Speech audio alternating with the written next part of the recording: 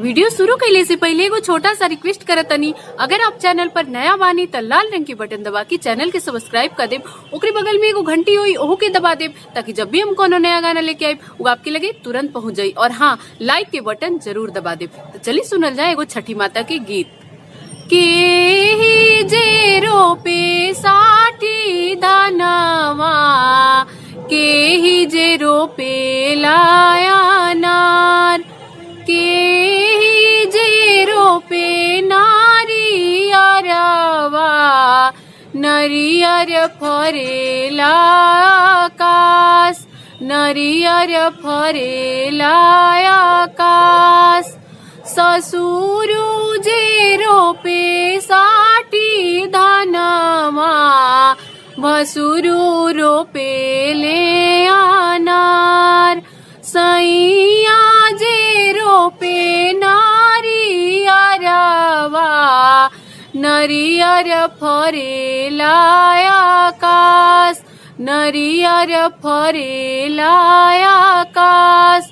के ही कोटावे साठी धनवा, के ही तुरे लाया नार, के ही जे तुरे नारी अरवा, नरियर फरेला आकाश। ससुरु कोटावे साठी धनवा, भसुरु तुरे ले अनार। सैया तुरावे नारी अरवा, नरियर फरेला आकाश, नरियर फरेला आकाश।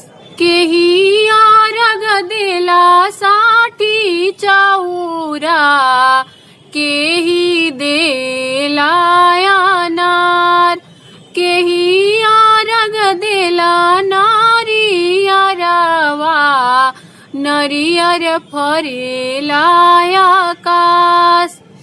सासू आरग देली साठी चौरा, गोतिनी देवेली अनार। हम आरग देली नारी अरवा, नरियर फरेला आकाश, नरियर फरेला आकाश। Thank you.